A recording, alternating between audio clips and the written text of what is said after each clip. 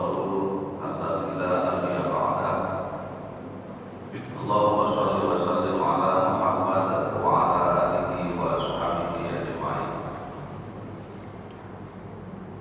قال الله تعالى في كتابه الكريم: أعوذ بالله من الشيطان الرجيم. إن الله يأمر بالعدل والإحسان وإيتاء ذي القربى وينهى عن الفحشاء والمنكر والبغي يعظكم لعلكم تذكرون. Bapak Ibu, saudara-saudara jemaah salat subuh yang dirahmati Allah. Pertama-tama mari kita mengucapkan syukur alhamdulillah kehadirat Allah Subhanahu wa taala yang senantiasa memberikan kita rahmat dan nikmat sehingga pada subuh yang mulia ini alhamdulillah kita kembali dapat hadir bersama-sama di masjid ini untuk melaksanakan sholat subuh berjamaah. Mudah-mudahan ibadah kita ini diterima Allah Subhanahu wa taala. Kemudian sambil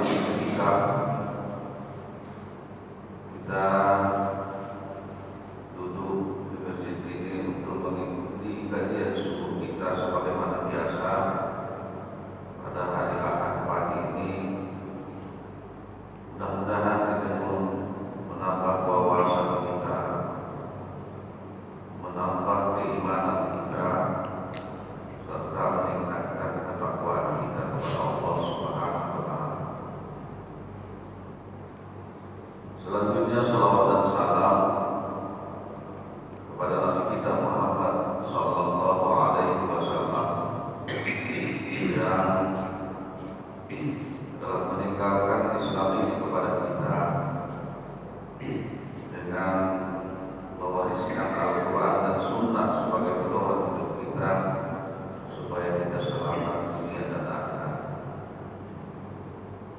Para jamaah sekalian, subuh ini kajian kita adalah mentadabbur firman Allah yang ada di surat An-Nahl, surat 8, surat An-Nahl ayat 90. A'udzu billahi minasyaitonir rajim. Bismillahirrahmanirrahim. Innallaha ya'muru bil 'adli wal ihsan wa ita'i dzil qurba wa yanha 'anil fahsya'i wal munkari wal baghi ya'izukum la'allakum tadhakkarun. Sesungguhnya Allah menyuruh berbuat adil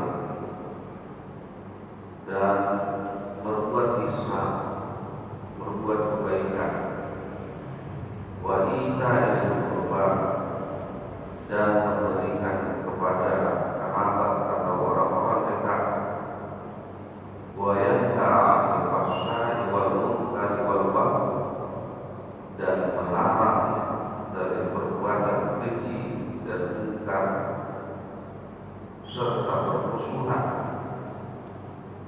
Ya'idukum la'allakum tadhakkarun. Dia memberikan pengajaran kepada kamu agar kamu dapat mengambil pelajaran. Bapak Ibu jamaah sekalian, ayat yang kita bacakan ini termasuk ayat yang sangat akrab dengan pendengar kita, apalagi pada Allah. Kita tahu bahwa sangat akrab dengan ayat ini. Innallaha ya'muru bil 'adli wal ihsan wa ita'i dzil qurba wa yanha 'anil fahsya'i wal munkar. Minimallah ini akan kita dengar satu kali dalam satu Jumat, satu kali satu pekan. Rata-rata tidak mendengarkan. Kalau kami kaum sekali dalam satu pekan ini kami dengarkan ayat ini, karena ayat ini selalu dibacakan oleh hadis ketika menuntut khutbah. Inna Allaha ya'muru bil 'adli wal ihsan wa ita'i dzil qurba wa yanha 'anil fahsya'i wal munkar wal baghi ya'idukum la'allakum tadhakkarun. Hanya ayat ini dari sekian ayat Al-Quran itu, ini termasuk ayat yang sangat akrab dalam pendengaran kita bagi Allah.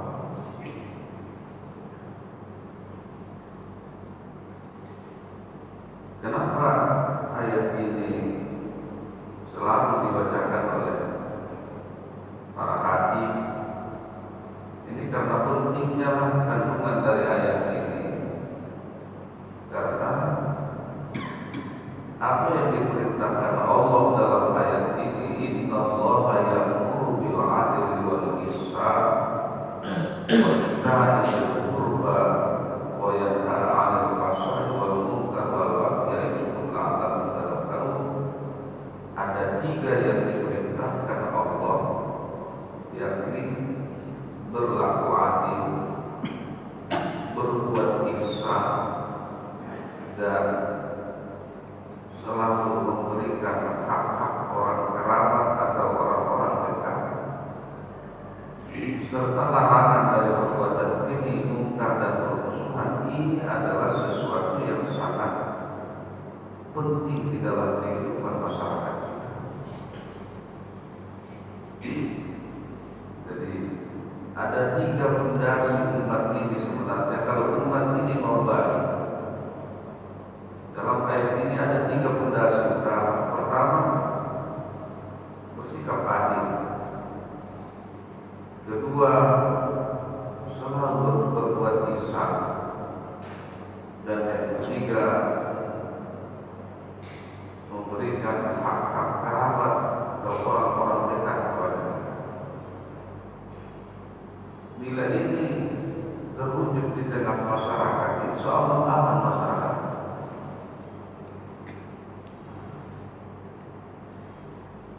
Tapi kalau yang tiga ini tidak diwujudkan,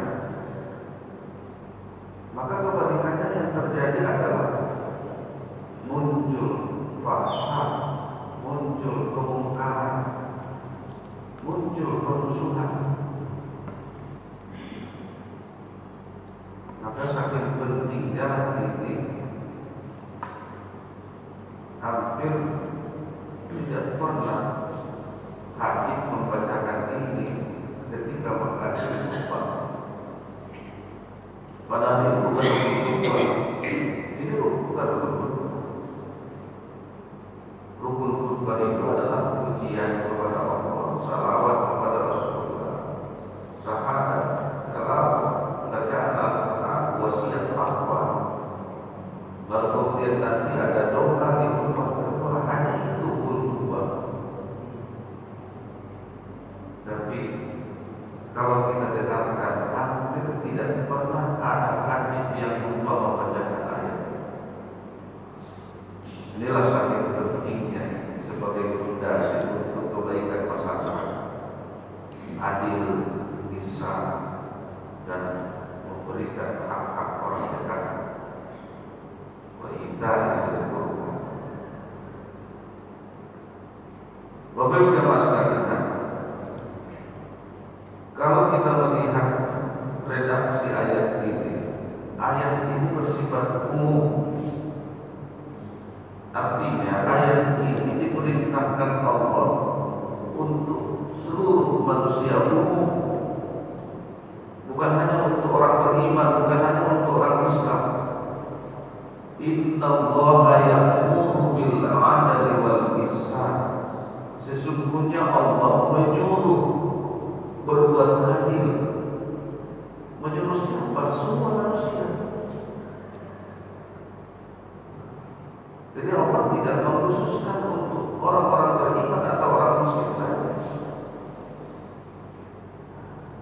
Maka seandainya kita dengar, saya pernah dengar ada hakim yang membacakan ayat ini, innallaha ya'muru hukum bil adli wal ihsan itu yang hilang itu. Hati nggak pakai hukum. Jadi kalau dibuat pakai hukum itu berarti khusus untuk kita.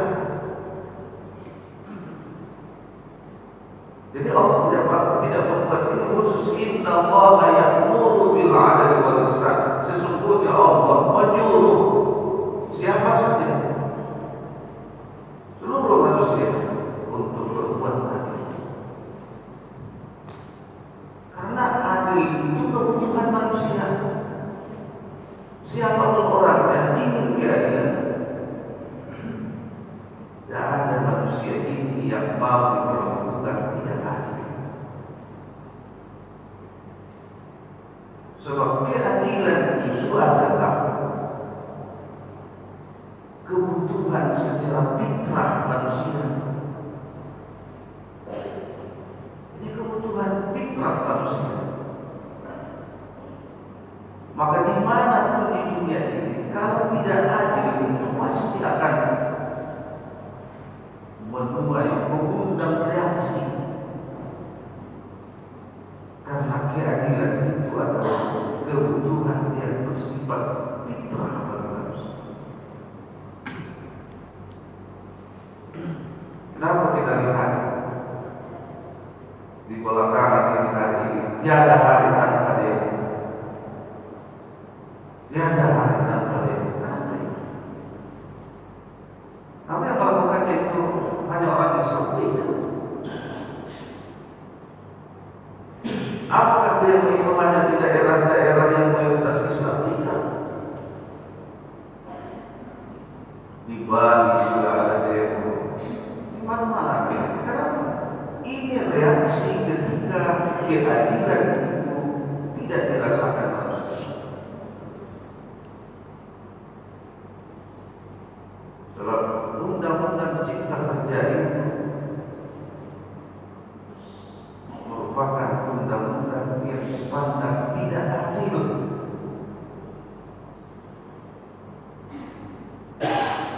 Itu tidak adil. Bahkan kalau kita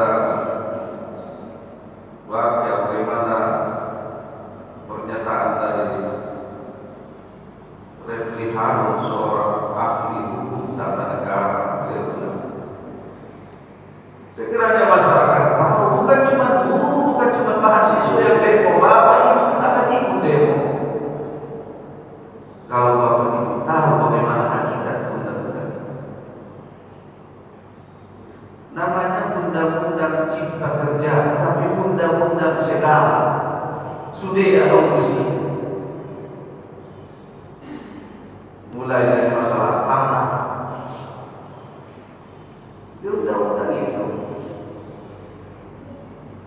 Nanti kalau bapak ibu punya tanah, itu dibutuhkan untuk kepentingan umum, kepentingan pemerintah.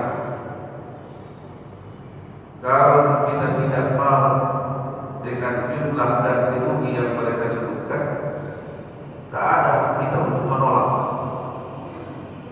Suka tak suka kita akan diusung demi kepentingan pembangunan.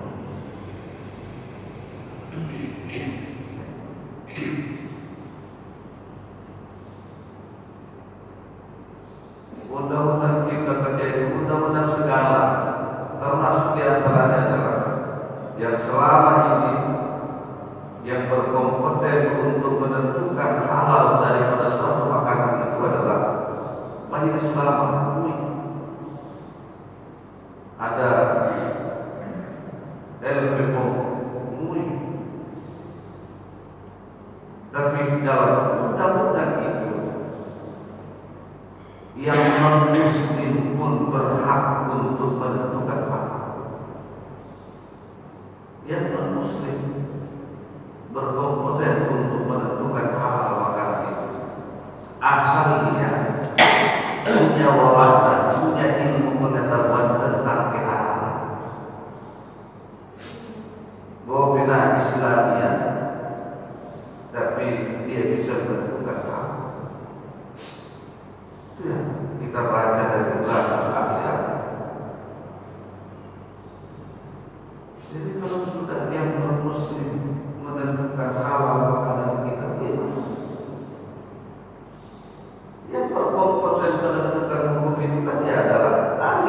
Islam, siapa ulama? Jadi makanya kata Refli Harun itu banyak sekali yang janggal. Jadi tapi yang paling banyak kita lihat di depan itu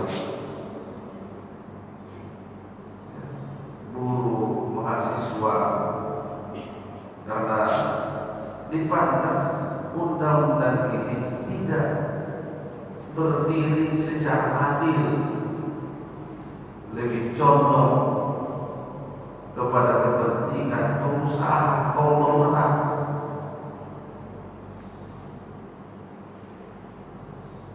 dengan mengabaikan hak-hak pekerja.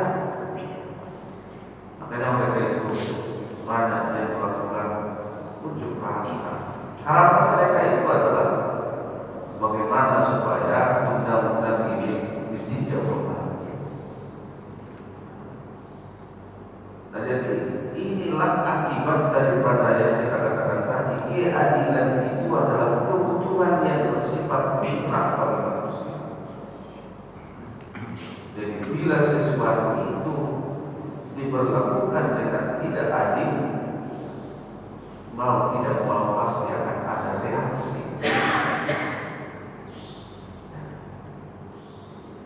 Jangankan dalam sebuah negara besar, dalam sebuah negara kecil saja, di rumah tangga kita, cobalah kalau kita orang tua tidak adil kepada anak, apa yang terjadi? Seorang ibu misalnya tidak adil kepada anak-anaknya, kasih sayangnya tidak adil, mengalihkan efek tidak adil, apa yang terjadi? Setidaknya akan muncul rasa cemburu, kebencian satu sama lain. Ayat dong, anak kesayangan, semua dibantu anak dia dong.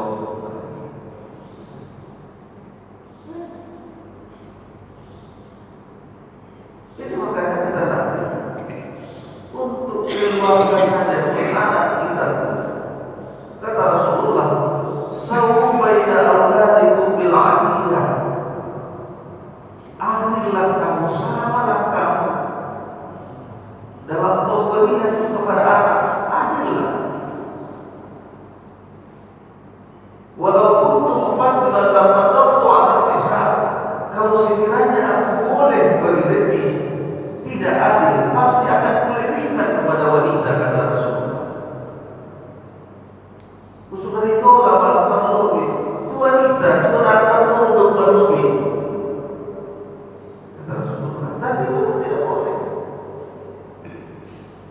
Dengan perlakuan yang adil itu kepada anak. Karena bila kita tidak adil sebagai orang tua, ini bisa menimbulkan kecemburuan, keirian di kalangan anak-anak atau keluarga. Cuma memang adil itu jangan kita pahami harus sama. Kemarin waktu kita mengaji subuh Ahad yang lalu sudah dijelaskan oleh Ustaz kita sifat Allah itu atau nama Allah itu Al-Hakam al-Adil al-Latiful Khabir. Adil itu menempatkan sesuatu pada tempatnya. Jadi kepada anak itu juga sebenarnya adil itu ya tempatkanlah sesuatu pada tempatnya.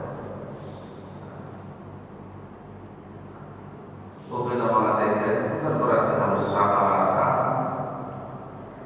Nah, satu penjajan ini anaknya masih SD dengan anak yang sudah SMA atau kalian misalnya. Nah, satu beban ini anak SD dan beban ini anak dan remaja. Soal ini harus sama. Dua mana musibah yang akan selalu berkumpulan di situ. Kan begitu maknanya. Tapi kalau kita tidak menempatkan sesuatu itu pada tempatnya, pasti akan menimbulkan reaksi. Jadi ini Bapak Ibu jemaah sekalian, bahwa keadilan itu adalah merupakan kebutuhan fitrah manusia. Makanya dikatakan Allah, Innallaha ya'muru bil 'adl.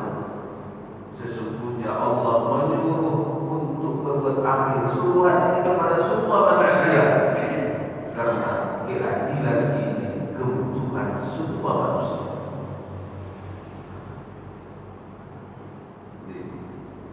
Karena keadilan inilah salah satu pondasi masyarakat itu, agar masyarakat itu hidup tenang, tentram. Jadi kalau keadilan itu ditegakkan di masyarakat itu, maka insya Allah masyarakat itu akan hidup tenang, tentram.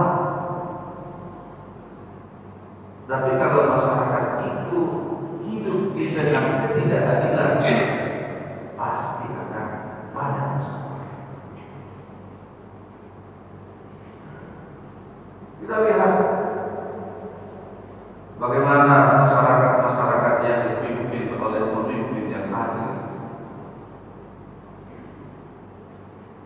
Kalau kita kembali kepada sejarah Islam, selain Rasulullah, sahabat, tabi'in, banyak pemimpin itu yang adil. Termasuk di antaranya adalah Umar bin Khattab. Umar bin Khattab adalah salah seorang pemimpin yang sangat adil.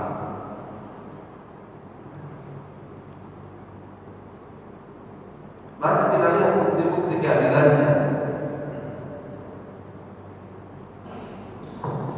Antara lain, dulu ketika Umar bin Khattab jadi khalifah,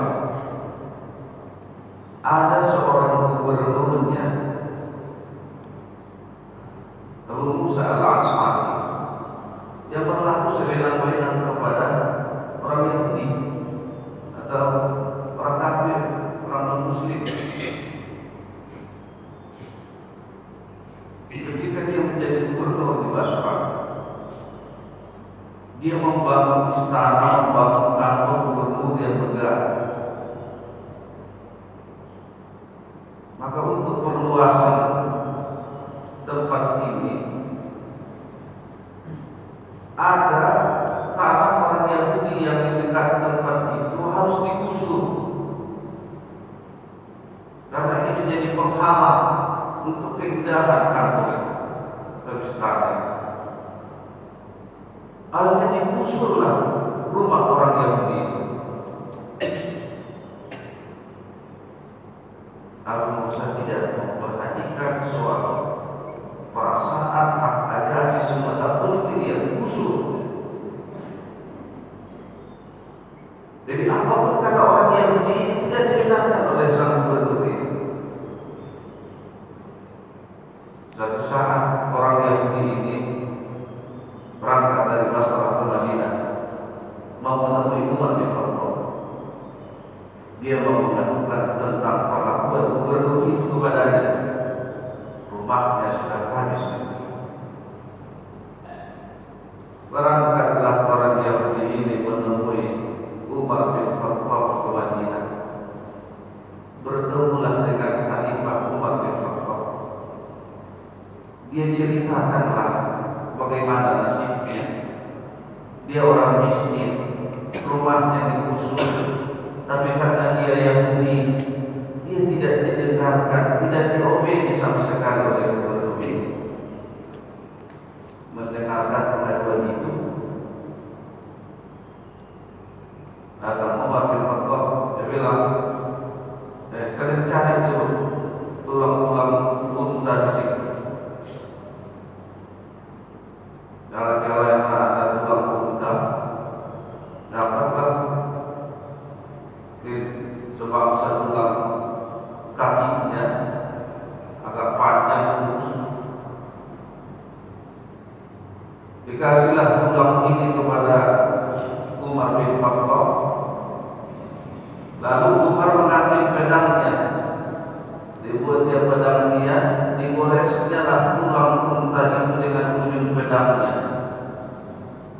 sehingga terlihatlah di atas tulang ini ada garis lurus. Sudah selesai digoresnya, sudah ada di situ garis lurus. Dikasih Umar bin Khattab lah tulang ini kepada orang Yahudi.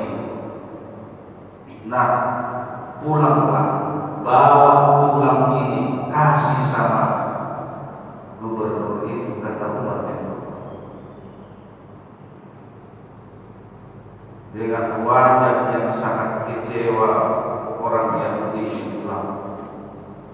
Dalam hatinya, awak mau minta keadilan kok tulang unta yang dikasih. Ima dauna Yusuf Basra Kusor Naging mengido keadilan.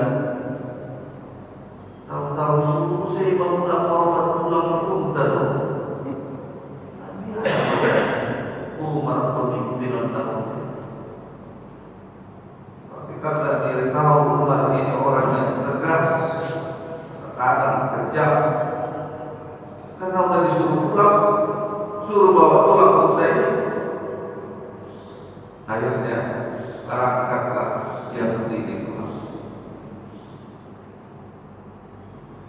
Sampai ke sana, dia kasihkanlah ini, gubernur, saya sudah ketemu dengan khalifah, saya sudah ketemu dengan Umar bin Khattab, saya sudah adukan nasib saya. Inilah pesan beliau.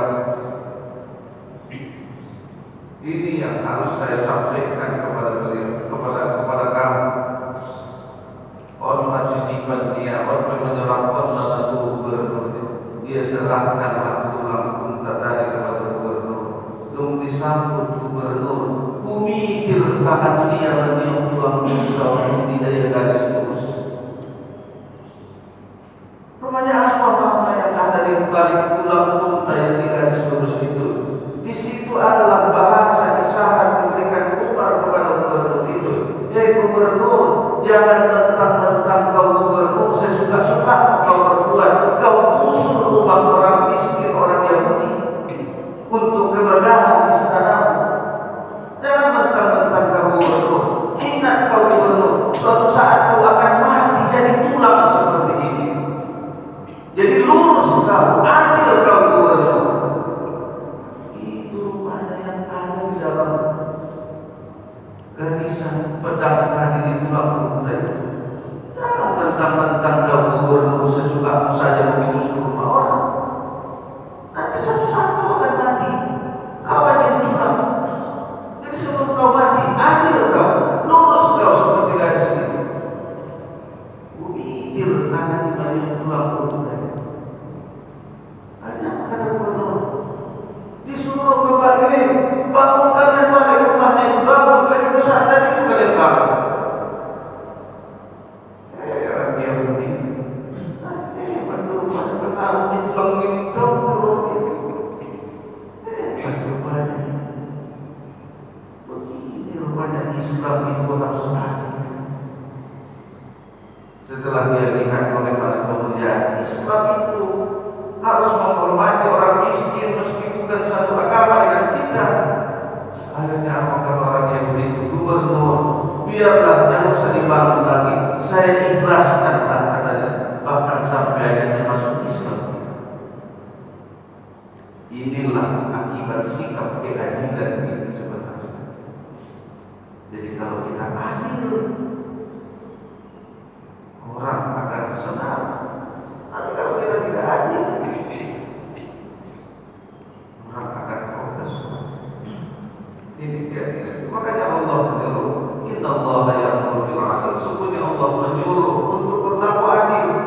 Karena keadilan itu adalah kebutuhan manusia. Siapapun, bukan hanya kita Muslim saja, yang non-Muslim pun, semua manusia butuh keadilan.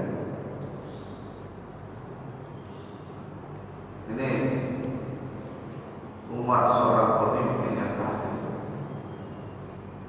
Bahkan Umar itu kita lihat bukan saja adil, tapi dia berbuat ihsan, berbuat kebaikan-kebaikan. Wa ita'i dzil qurba, Umar memberikan hak-hak kerabat, hak-hak orang dekat. Mana ada tipe pemimpin seperti Umar itu melakukan ihsan, kebaikan-kebaikan. Di malam hari dia keliling-keliling patroli, melihat apa masih ada orang atau masyarakat di bawah kepemimpinannya yang tidak sejahtera, apa masih ada orang dalam kepemimpinannya yang menderita. Dia jalan-jalan itu belusukan, tapi bukan belusukan untuk mencitrakan Anda. Memang murni ikhlas ingin melihat kondisi real masyarakat di bawah kepemimpinan.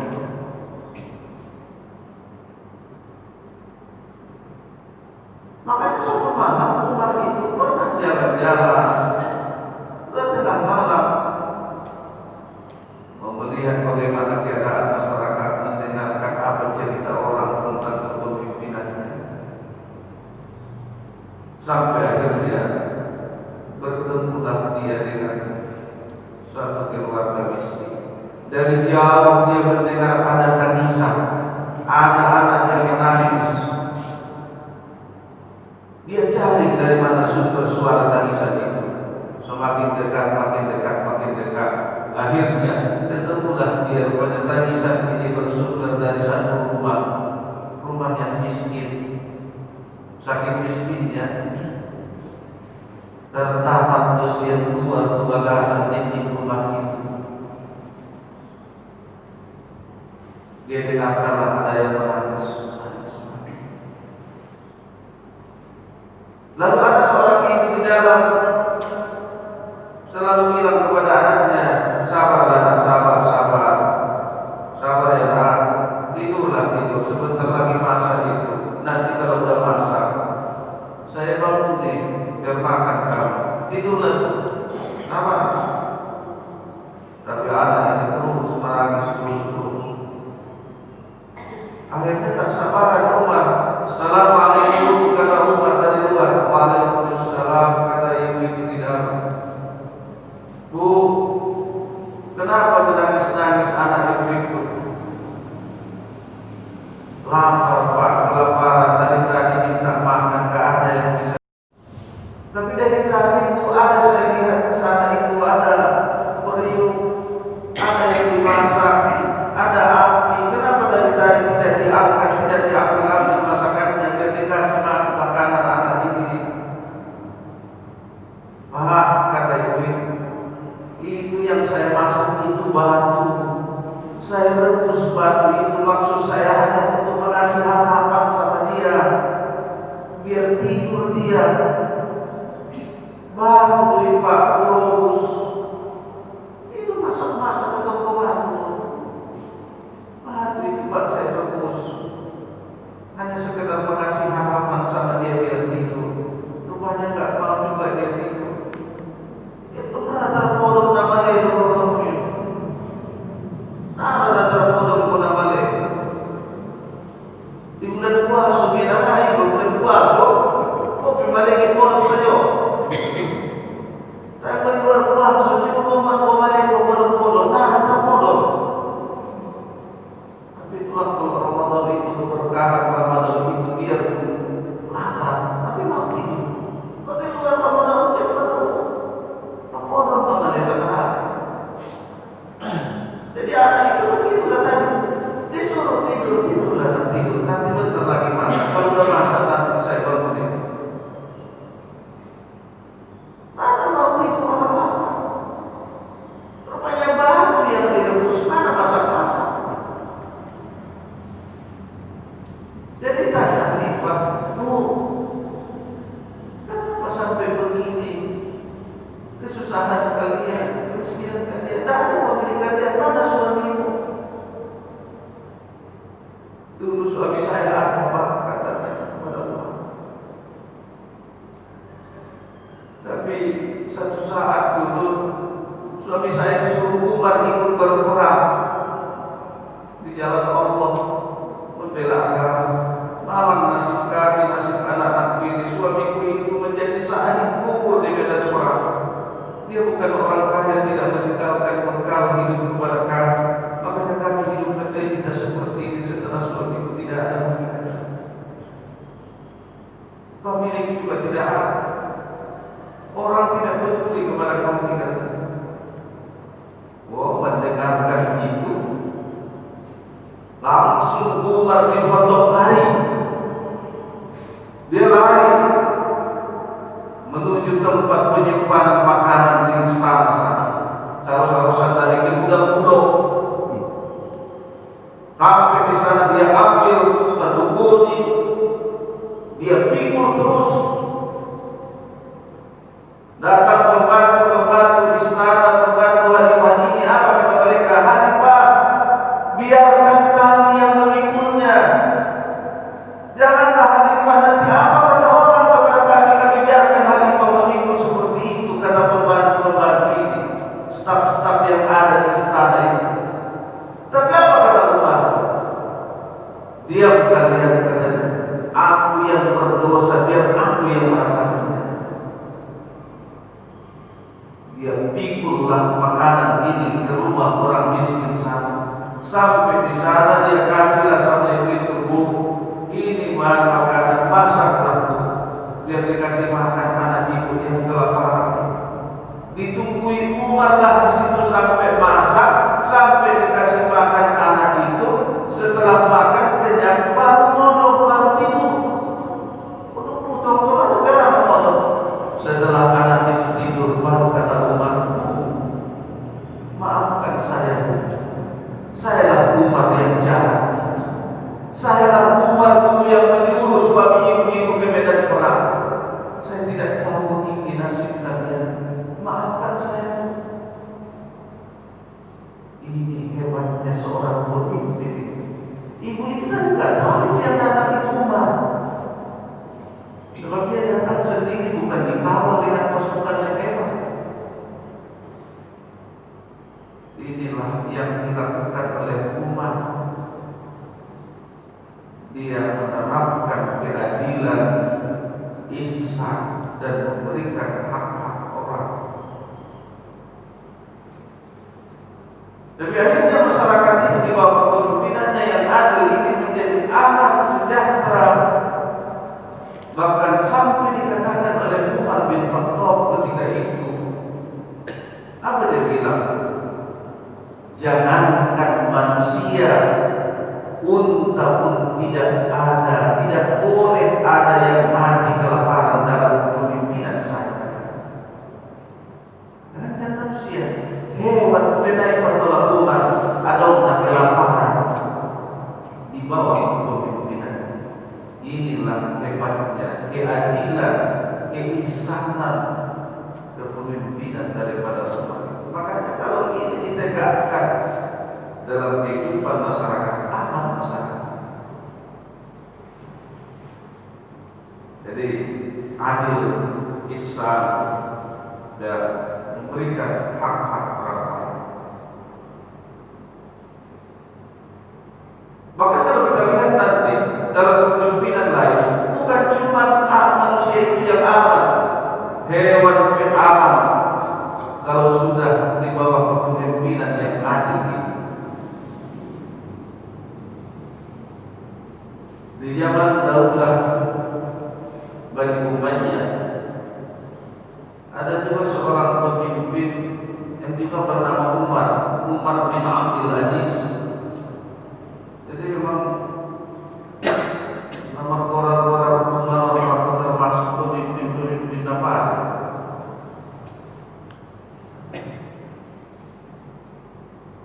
Saya jawab mendapat kecuali Umar dan Ustaz ini. Umar dari PKI ini kan. Umar bin Khattab, Umar bin Abdul Aziz, itu pun luar biasa, itu kepemimpinannya adilnya. Takutnya dia salah gunakan jabatan, salah gunakan fasilitas. Nah, tercontoh kita Umar bin Abdul Aziz itu luar biasa. Dia luar biasa. Takutnya takutnya dia berdosa salah menggunakan fasilitas negara yang luar biasa. Terlambat dia pulang ke Bagas, sampai malam dia masih di kantor. Rupanya sudah ada pemilik di rumah dulu. Akhirnya anak dan budak nanti orang tua ada telepon. Akhirnya disuruhlah anaknya oleh istrinya itu disuruhlah menyusul ayahnya ke kantor sana. Karena sudah malam pekerjaan masih ada, belum pulang Umar bin Abdul Aziz ke rumah. Sementara di rumah sudah ada pemilik menunggu. Roba anaknya menyusul. Assalamualaikum. Ini anak naik. Waalaikumsalam. Bikin persoalannya anaknya masuk. Belum masuk, langsung sampai Umar bin Abdul Aziz. Ada apa ini? Ini urusan negara apa urusan keluarga kemarin? Urusan keluarga ayah dan anak mama. Pas dibilangnya urusan keluarga,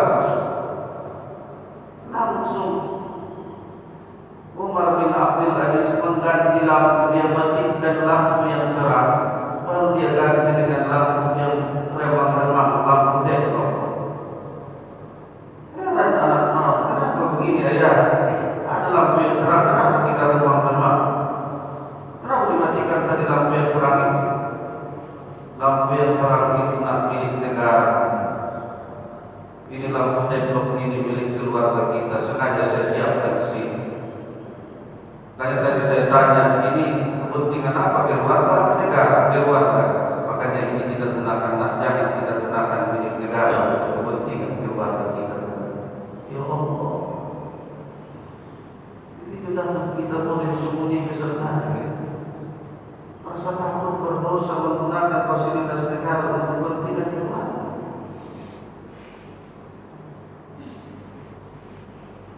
Jadi masa tadi masuk kita temukan ini. Begitulah sakit takutnya dia berdosa, takutnya dia salah gunakan dia sebagai pemimpin.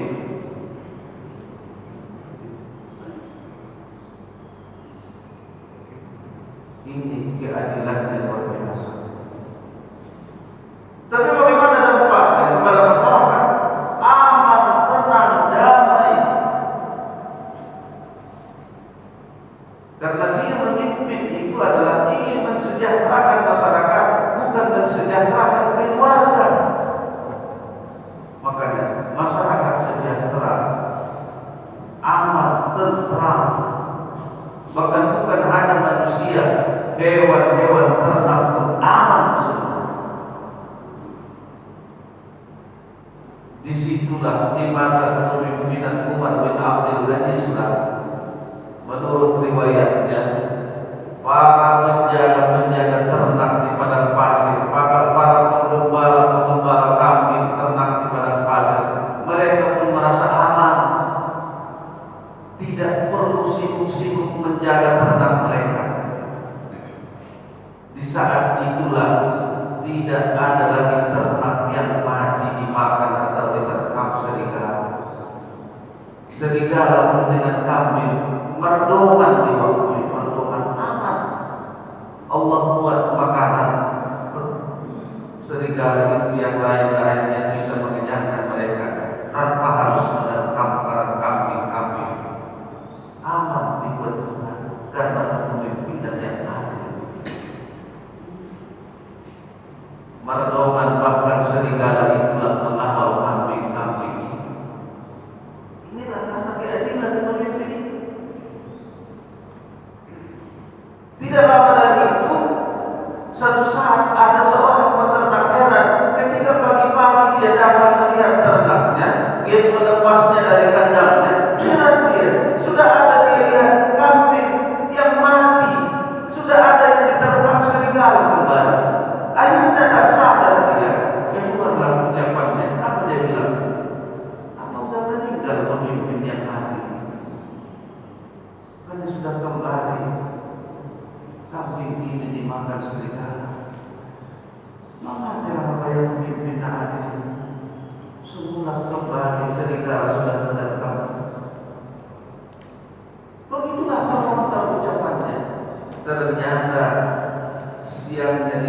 cerita, rupanya Umar bin Abdul Aziz itu khalifah yang adil itu sudah berpulang.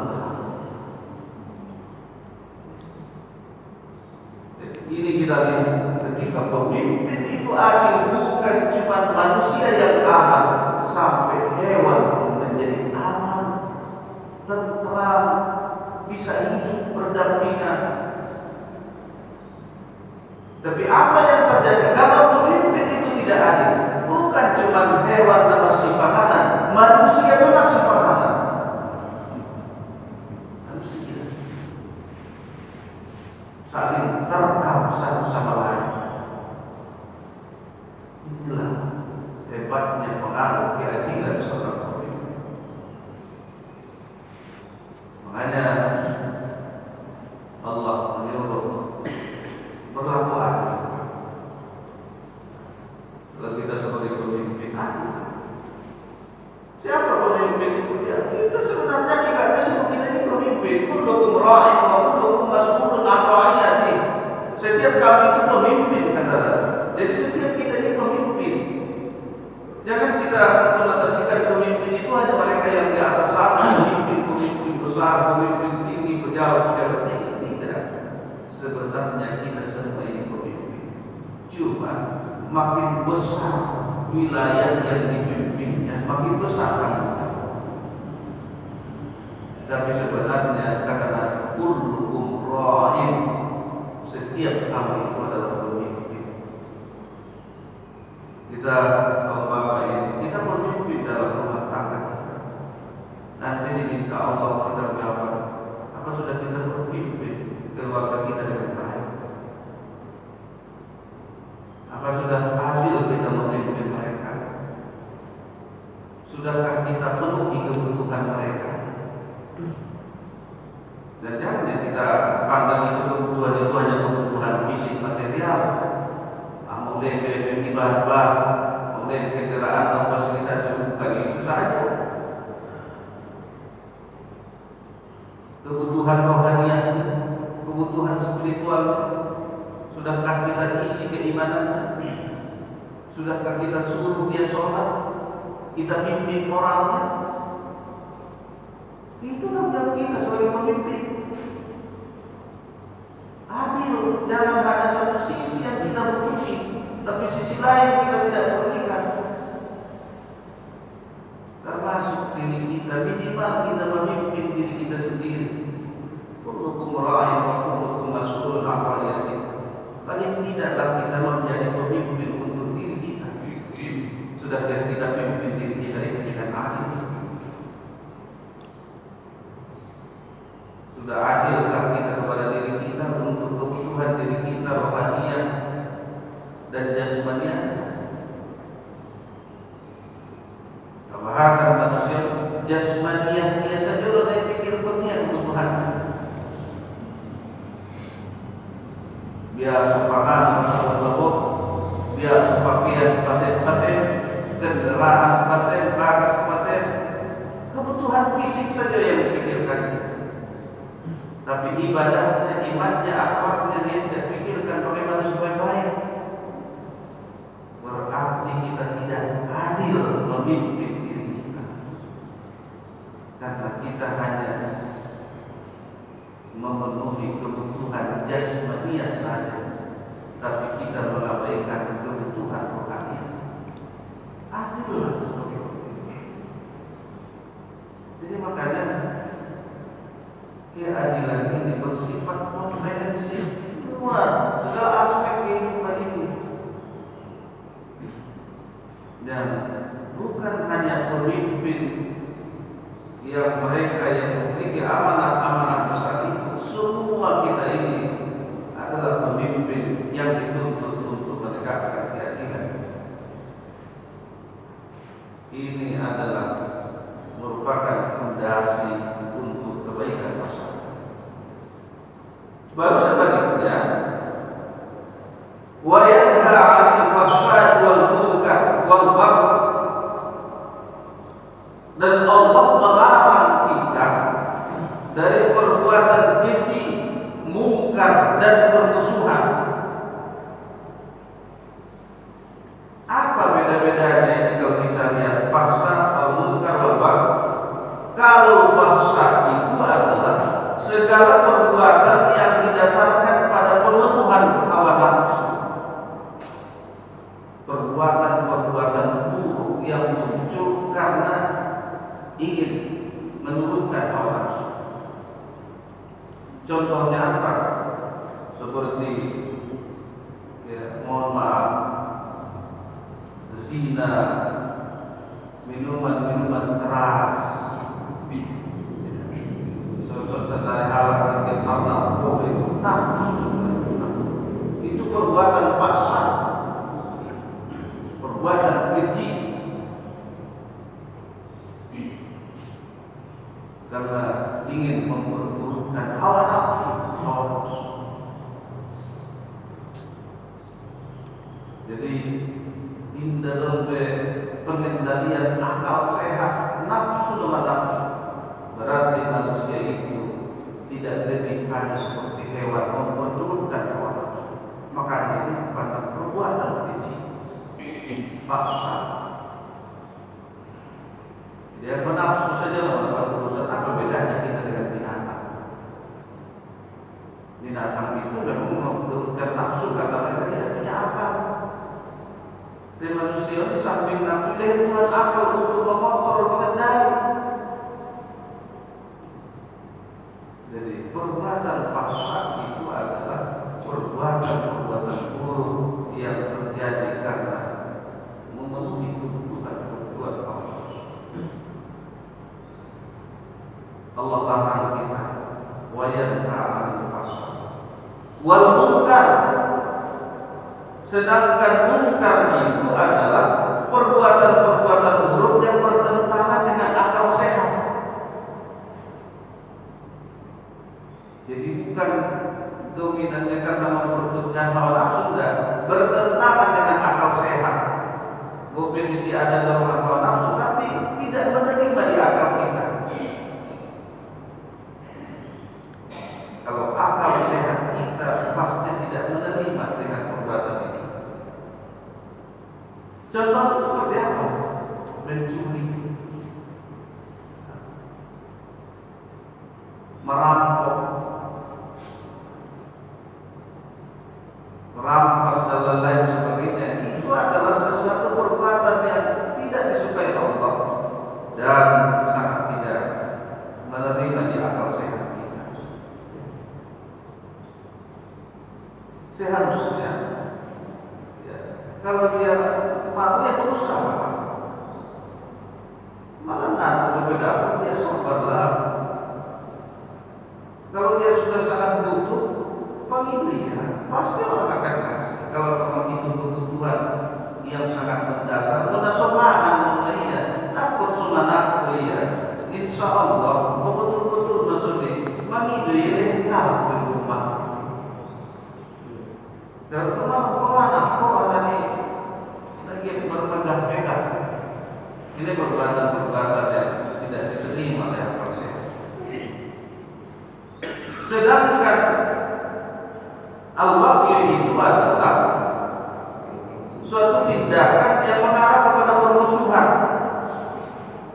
Seperti misalnya apa? Caci maki, kezaliman,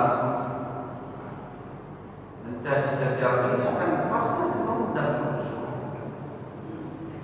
Jadi ini semua dilarang oleh Allah. Tapi Bapak Ibu sekalian, kita lihat kenapa Allah mengaitkan ini tadi di awal. Inna Allah ya'muru bil 'adli wal ihsan wa ita'i dzil qurba wa yanha 'anil fahsya'i wal munkar wal baghi. Ketika apa yang diperintahkan Allah ini tidak kita laksanakan di masyarakat ini, maka yang dilarang Allah yang tiga itu akan terjadi di masyarakat. Bila keadilan itu tidak ditegakkan, bila ihsan itu kita tidak lakukan lagi di tengah masyarakat, hak-hak orang yang pantas kita berikan tidak lagi kita berikan, maka apa yang terjadi? Ketiga yang dilarang Allah tadi, fahsya, munkar, wal baghi, itu akan terjadi di masyarakat. Ini ekses. Makanya selaras dalam ayat ini disebut Allah disuruh kita untuk berlaku adil, ihsan, dan kita izin kurba, memberikan hak-hak orang. Tapi lalu kemudian kita dilarang dari bahasa munkar dan bagi itu. Namun bila yang diperintahkan Allah itu tidak kita laksanakan, maka sendirinya yang dilarang Allah itu akan muncul di masyarakat. Mari kita lihat faktanya, kenyataannya. Ada umat tidak terjadi di masyarakat Tausan dari pasal perbuatan keji, berzinahan, mabuk-mabukan, narkoba, makin mahal. Ada umat tidak perbuatan mungkar di masyarakat itu, pencurian, penindasan, sebagainya, perampokan. Hampir tiap hari kita lihat di layar kaca, di media, di mana-mana, di siang bolong, sana di depan terkadang di tempat keramaian, penampilan mencuri, merampok, menodong.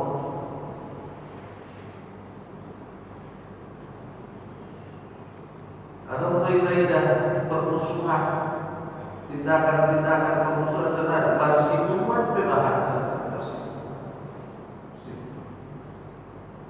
Inilah eksesnya bila keadilan tidak ditegakkan di masyarakat, bila ihsan kebaikan ini kita tidak buat di masyarakat, bila hak-hak orang yang patut kita berikan tidak kita berikan, inilah semua yang mengundang akhirnya muncul paksa wal munkar wal baghi. Maka oleh karena itulah Bapak Ibu jemaah sekalian, sesuai dengan kemampuan kita, keadaan yang ada pada diri kita, mari tegakkan yang dikatakan Allah, tegakkan keadilan. Mari kita bersikap adil kepada siapa saja, termasuk diri kita, keluarga kita, berlaku adil. Apalagi kalau kita diberi amanah yang besar, adillah dan teruslah berbuat kebaikan-kebaikan ihsan, serta berikanlah hak-hak orang, kerabat kita, orang-orang dekat dengan kita, berikanlah hak mereka. Itulah yang akan membuat masyarakat kita ini akan semakin aman dan damai, sehingga jauh dari pasar munkar dan baghi kita. Nah, ini barangkali Bapak Ibu jamaah sekalian makna daripada ayat yang kita bicarakan ini. Surat An-Nahl ayat 90 tadi ada 3 fondasi yang sangat penting untuk kebaikan masyarakat kita ini: keadilan, berbuat baik, dan memberikan kepada orang-orang baik yang memang mereka sangat butuh untuk kita berikan. Mudah-mudahan Allah Subhanahu wa Ta'ala selalu memberikan kita kekuatan agar dapat mengamalkan ayat-ayatnya ini, supaya kita bisa berbuat yang terbaik untuk kehidupan kita dunia dan akhirat.